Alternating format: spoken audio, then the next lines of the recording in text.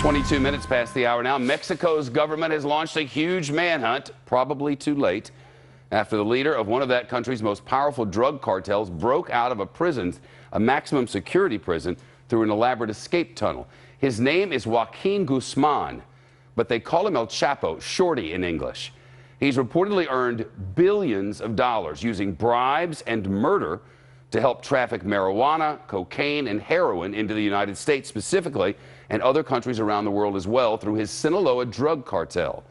A Spanish-language blog has posted these photos that show El Chapo after his escape, according to the bloggers. One appears to show him with a drink in his hand. Another, it has some people around him as well. Another image appears to show him riding in some sort of aircraft. Of course, we can't confirm the authenticity of these things, but we can see them on the blog. Investigators say on Saturday night, the cartel kingpin dropped down a shaft in the shower area of his prison cell into a sophisticated tunnel deep beneath the prison, one that led to a home under construction about a mile away. We have the images of the tunnel's exit. Reports indicate the tunnel was 2 feet wide, 5 feet high, and equipped with lighting, ventilation, and a motorcycle that workers apparently used to move dirt. We're talking tons of dirt. It was a gigantic construction project right under the noses of the Mexican authorities. The Los Angeles Times newspaper today referred to it as a minor engineering masterpiece. El Chapo's cartel is known for building tunnels to smuggle drugs beneath the United States-Mexico border. This is also the second prison escape for El Chapo. He spent more than a decade on the run before his last arrest last year, using tunnels to escape capture. Larry Levine served nearly 10 years in prison in the United States. He's director and founder of Wall Street Prison Consultants, a company that helps train criminals to survive behind bars. This guy had plenty of money. I don't know what else he needed. Money, power, influence, he had it all. You know, Shepard, they probably started building that tunnel as soon as he got there. They had all the time in the world, and with all his money, he could pay off the guards, he could pay off the inmates, hell, he could pay off everybody. So I'm not surprised this didn't happen sooner. Well, it's a big black eye for the Mexican government, which is trying to demonstrate that it's working to tamp out this sort of thing.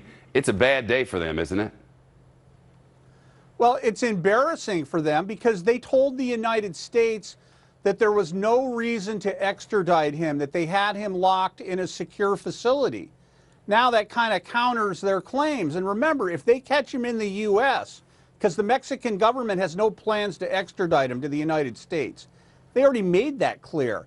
If he gets caught here in the U.S., you can bet the U.S. is going to hold him here. They're not going to send him back, which is a further embarrassment to the Mexican government. 250 high-risk inmates in this prison, a prison with a total population of 1,200. You'd think they'd be keeping a pretty close eye on this guy, that they'd have people with different kinds of ties watching him all the time. Or how does that work?